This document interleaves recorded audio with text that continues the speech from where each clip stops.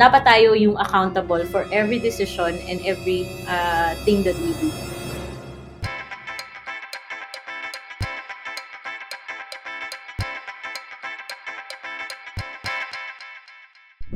I think we can move on na sa ating next episode wherein magpo-provide po ako sa inyo ng quotes and then let us know kung ano po yung saloobin nyo dito sa mga quotes na to. Okay. Sure. So, ito po. First, money is the root of all evil. No, I don't believe that. Why? Because money is just a tool. It's always yung human factor. It's the person handling the money. So, bakit mo sisisihin yung isang bagay na ginagamit lang? Yung dapat mong sisisihin dyan is yung tao gumagamit. So, ganun. It's yung like attitude niya towards the money. Yung attitude mo towards money. So, no, I don't believe na root siya ng evil. Kasi if we think like that, we'll always find something else to blame. Yeah. Let's be accountable dapat tayo yung accountable for every decision and every thing that we do. Next. Kung may itinanim, may aanihin.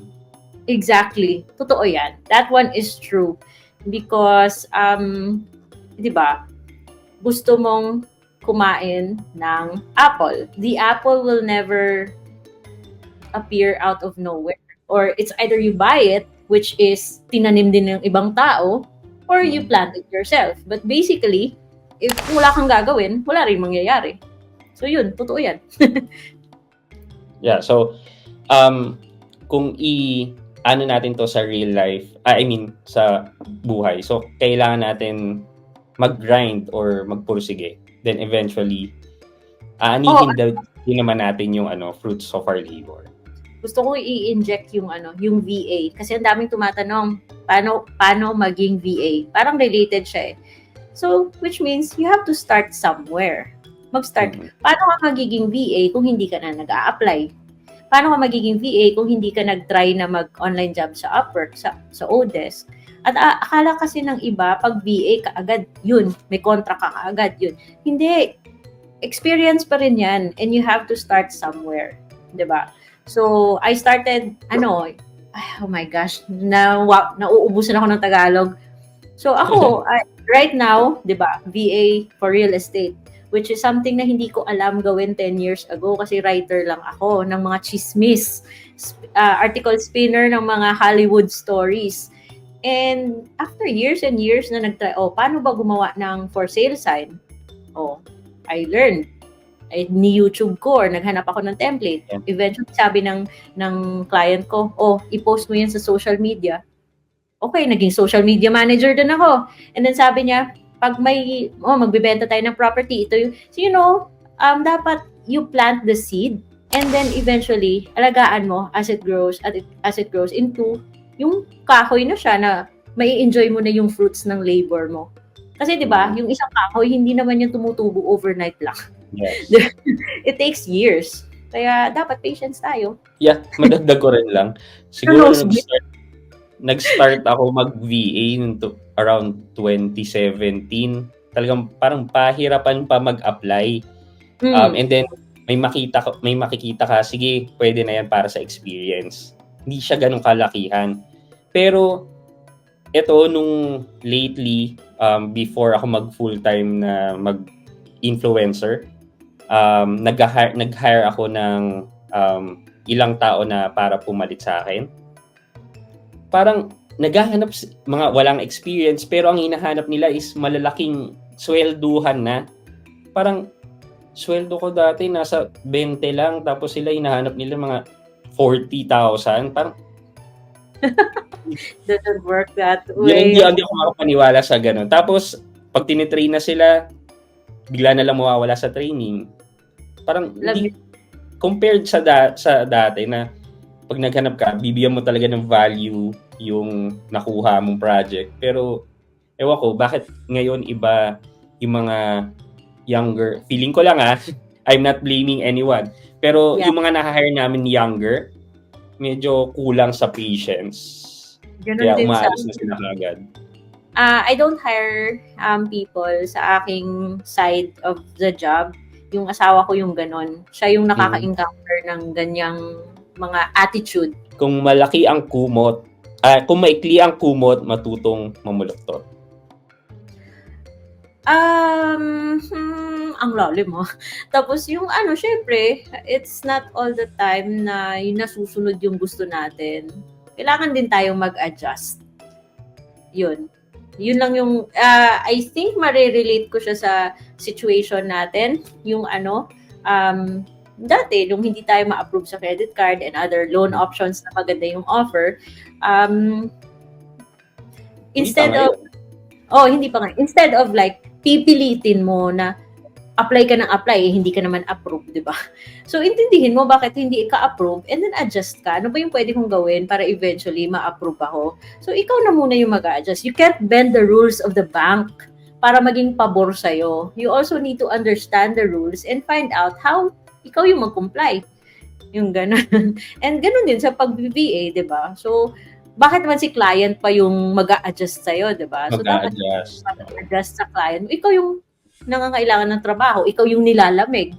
So, ikaw yung kailangan ng kumot. So, anong pwede mong, but that doesn't mean na gawin mo yung hindi mo kaya. So, just do what you can. Adjust lang. Konting flexibility lang para resilience. Yeah. Maging adaptable. Okay. Na pinapawisan ako sa mga questions mo. Pang-miss yung person, ha? Ito po, ubos-ubos biyaya pagkatapos tunganga. Ang hirap. Pero yan, ito siguro yung mga nangyayari sa mga yung sa mga kakasweldo lang. Mga one-day millionaires. Mga one-day millionaires. So, sana, I think, dito pagka niyo po, nung nasa corporate setup pa po kayo, pagka sweldo nyo, ano yung unang ginagawa nyo? I have to admit, dati, bayad lahat ng bills muna. Si Judith yung inuuna. Oo. Pero at least, si Judith, it's a responsibility. Oo, it's a responsibility. Tapos sasabihin mo, ang mahal ng kuryente, ubus sweldo ko na dahil sa... Pero at least, nag-enjoy ka naman kasi every month, may TV ka, may may electric fan ka, nakakaganito ka, ganon ka, 'di ba? Or may bago akong cellphone, kaya may hinuhulugan ako every month. So, pero eventually I don't know how you're going to may naalala lang ako na yung dati when I was younger and stupid, you're counting your eggs before hindi mo pa na-earn yung money. Pinag-iisipan na yung saan mo yung bibilhin mo. At yung thinking na utang ako ganito kasi magsisweldo ako, na hindi mo man lang iniisip ko naman. May matitira pa ba? Yung ganon. So, now I do the opposite. Nag-set lang talaga ako ng budget na yung this month ganito. Sige, sabihin ko na lang para may definite. This month, kahit na anong mangyari, 10,000 lang yung isi-spend ko. So, if I earn 20, if I earn 30, if I earn 50, pagpasok ng pera, anything above 10, deposit na kaagad yan. Save na kaagad yan. And yung 10 na yan, yun na yung pagkakasyahin ko. Yung parang, yung ginagawa ko ngayon. Kasi, pero, how do you determine the 10,000? Siyempre, tingnan mo rin yung expenses mo in the last 12 months. Magkano ba usually yung nasa-spend ko, di ba? And then, yun nga, doon ka na magsiset ng budget. Kasi pag baliktad ka, like, dadating yung sweldo mo, spend here, spend there, yung matitira na lang yung isi-save mo, lalaki ng lalaki yan. Before you know it, wala ka na talagang savings. So, yun. So, baliktad na. Are you an Excel person po ba? O sinusulat niyo yung budget niyo? Hindi ako naglilista. Thankfully, right now, naaalala ko pa lahat. Pero, wala pa naman. Pero, hindi talaga ako I just rely, I know it's bad talaga to. I just rely on the app sa bank na dun kita, ito yung ginawa ko. So next month, dapat ito yung ma-save. Yung mga dun, hindi talaga ako the type, to be honest, hindi ako the type na like nagki-keep ka talaga ng budget, nagtatago ng resibo, hindi ako ganun. Pero gusto kong maging ganun kasi parang napaka-organized, ano? Yeah, so kami po, ganun ang ginagawa ko kasi yung corporate job ko naman before, hawak namin Excel. So talagang reports. So talagang doon namin nilalagay lahat yung mga gastusin, lahat ng pumapasok para nakikita namin na ito yung pumasok, next month ito yung projected na papasok.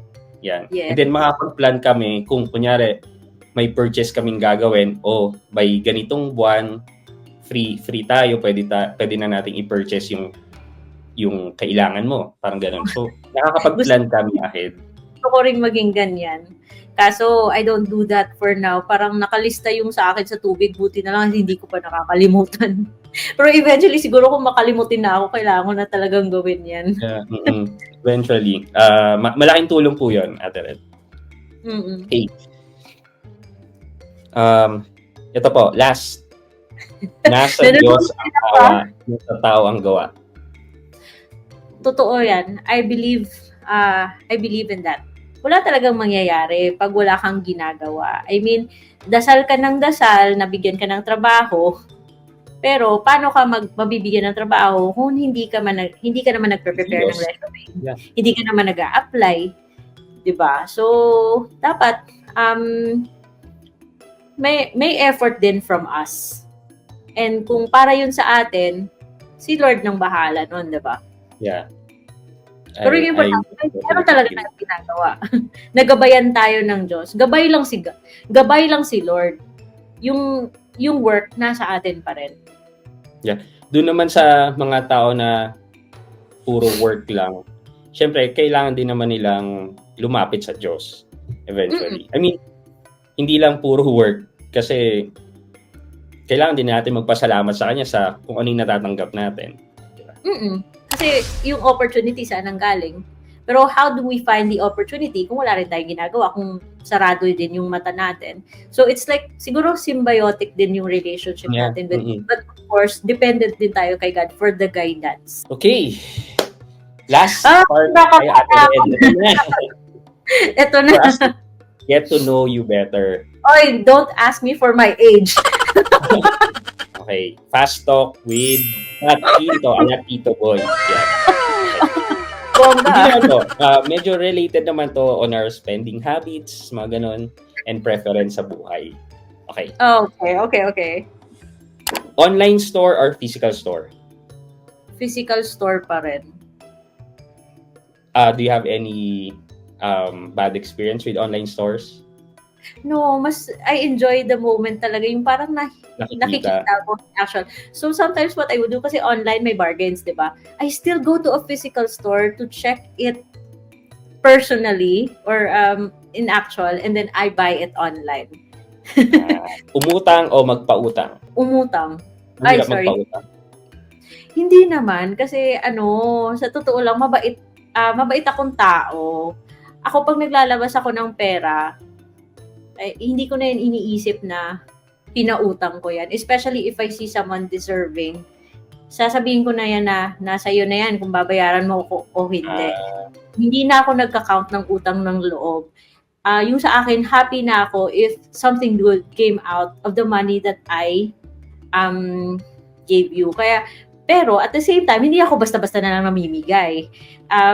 Pinipili ko rin. Pero sa akin, mas mabuting umutang kasi hindi po talaga ako nagpapautang. Kasi if I have to give out money, it should be my purpose. And yung talagang, bigay ko talaga yon. Kasi naranasan ko rin yung dati na walang-wala kami. Ang hirap ngayon eh. Pag magpautang ka, ayoko ng sakit sa ulo. Yung gano'n. And nung dati, nung wala kaming makuhanan, ano mo na lang, nare-respect mo rin na yung mga tao na gusto mo sanang utangan, 'di ba? They have, malay mo kailangan din nila yung pera, kaya huwag ka na lang umutang. I-respect mo na lang kung sakali hindi sila magpapautang. So, ganun. Business or investment? Ang hirap. Hindi ako business-minded. So, I will go with investment. Investing. So, I don't wanna invest in I only want to invest in tangible things. So, kung Property, investment, oo, property. Yung ano talaga, lupa, for example, yun yung pinaka-solid na investment para sa akin. Kung kailangan mong maghulugan every month para makuha mo yung property, it's better than mag-save ka sa bank kung saan maliit lang yung interest. At least yung property, yun talaga, mahahawakan mo talaga or possession mo talaga yan eh. And it appreciates over time. Yes. Lupa, property. Diploma o diskarte? Na-issue na, di ba? Oo. Pwede dalawang. Diskarte is most important. Pero if you have the opportunity na magkaroon ng diploma, grab it. Okay. Kasi mas madaling magdiskarte kung may diploma ka. Kasi kung wala kang diploma, ang hirap magdiskarte. Talagang parang kung wala kang diploma, doble, triple effort ka talaga. At ano talaga yun, tatatagan mo talaga yung loob mo. Diskarte ka talaga ng diskarte. So, okay lang na walang diploma, pero if you have the opportunity na magka-diploma, grab it. Grab it talaga. Corporate or freelance? Because of my experience, I'll go with freelance. Pero depende yan sa personality ng tao, ha. It's not always na perfect talaga yung freelance kasi hindi naman yan, what works for you doesn't work with everybody. Yeah. So may iba na they're good as sa 9-to-5 jobs. After all, there's nothing wrong with it. At least kung 9-to-5 job ka, if you know how to manage your time well, uwi ka, you're done with your job, come back the next day, and then do the grind again. Pero kung ikaw naman yung type na ayaw mong may boss, then freelance. And with my experience, I'll go with freelance. Masasabi ba natin na mas risk taker ang mga freelancer than corporates? True. Totoo yan. Kasi yung maganda sa corporates, mas stable siya kaysa sa freelance. Sa freelance, parang ang dami. You really have to put a lot of work into it. Wala supervision. Pag nagle-learn ka, sometimes you're on your own kasi nobody wants to train you. Pero at least yung corporate, everything's provided for. Gym or outdoor? Outdoor. I hate the gym, pero kailangan. Outdoor talaga. Pero you go to gym ba? I do kasi as you grow older, kailangan mo talaga mag-lift ng weights para sa you don't lose skeletal mass. Oo, and muscle mass. So, and also, pag nag-gym ka, yung mga functional na mga movements, yun yung, kumbaga, nakakaano yan eh. For functional, yun yung ginagawa ko. And, ano tawag dito? Functional and, para iwas back pain. Kasi yung pinaka-problem ko talaga is back pain. And usually, it happens pag walang movement around that area. So, strengthening. Pero I hate it. Hate ko talaga yung paulit-ulit. So, when you go to gym po ba, kasama niyo rin si hubby? Sabay kayo? Oo, kasi siya yung coach ko. Lahat, kahit sa run, sa bike, siya yung coach ko. Lights on or lights off? I would go with lights on kasi I cannot see kung lights off. Parang talaga, sensitive talaga yung mata ko. Lights on. Pag matutulog ka na sa gabi, mas prefer mo nakabukas yung ilaw or... It doesn't matter. Ako pag sorry, gabi. Dahil nag-VA pa po, di ba? So, I guess, umaga. So, it doesn't matter what time of the day. Kahit na maliwanag. Kung gusto kong... kaya nyo? Thank God na I am a deep sleeper talaga. Kaya hindi umuubra sa akin yung power nap na yan. Kasi pag magpa-power nap ako, matutuluyan niya ng 8 hours. So, ako po, hindi ko kayang matulog ng maliwanag. Kaya, umaga na ako matutulog. So, I make sure na madilim yung lugar ko. Talagang ilang tapal ng kortina meron para hindi pumasok yung ilaw. I think it's a blessing na hindi ako, Galing. na hindi ako ganun ka-sensitive. So basta, kung gusto ko talaga matulog, kasi sleep is very important. Hindi ka talaga makaka-function pag kulang ka sa tulog. So, pero also, dahil siguro to sa mga activities na ginagawa namin, Sabagay. napapagod ka. Although, napapagod ka, so nakakatulog ka, and then pag the next day, yung ganon, yung routine siguro namin, kaya yun. Nasanay. Nasanay na. Okay. Happiness or chocolate? Di ba parehas na? I'll go with happiness na lang. I'm trying to control my sugar, so no to chocolates. Yeah. Yan ang problema natin ngayon. Although sugar, cholesterol. So happiness na lang ako. Day or night? Doesn't matter. So mas nagpa-function kayo parehas? Parehas. Last na po. Pera o bayong? Pera. Ayoko sa bayong yung hindi ko nakikita hindi ko nakikita kung ano yung laman. Ayoko doon. I don't like surprises. Dapat straightforward. Okay. Kita na kaagad kung ano yung ano. Kita na agad. Just pera na and I'll deal with it later. Yeah, minsan sa iba, they take chances. Medyo naging greedy pa sila. Kaya minsan hindi naging maganda yung laman ng box or ng bayong. I don't want to take chances if I don't want to see kung wala talaga. I don't want to take chances in the blind. Okay. Basically, yun lang po ang discussion natin today. And Ate Red, thank you so much for giving me the chance to talk with you and share your story and all about you here on my channel. And sa mga subscribers ko po or nagka-follow po sa akin, please go head over to Ate Red, Ate Red's YouTube channel. Nagre-review po siya ng mga loan products about finances. So malaking tulong po yan sa bulsa natin. So head over and check Ate Red's YouTube channel. Ate Red, final words to our viewers. And I thank you for this opportunity for this collab, because my viewers are actually excited about it. In our live sessions, we talk about it, and I always tell them na these are the YouTubers or the content creators I want to do videos with. Kayo ni T. Marcos, ikaw, Janitor, Marky Lifestyle, because I see na we have the same beliefs in terms of money management and dealing with ola or utang, because utang is just being practical, it's just being human. So kumbaga, I have respect for people who are true. It's not na gumagawa ka lang ng content for views or yung talagang may mission or vision yung channel mo, yung ganon. So I'm all about education and information. So ayun, I'm very thankful for this opportunity. My viewers are excited na we did this. And also sa mga viewers ko that are watching, Pat Quinto, I hope you learned something from this video, because these are things I don't usually talk about in my channel. It's kind of personal actually. But at least I'm glad na people get to know me a little better, kasi akala nila sa akin yung ganun. I sometimes get this misconception ng suplada ko daw. No, I'm not. I'm just straightforward talaga, kasi with my line of, with my lifestyle na everything may schedule. Yeah.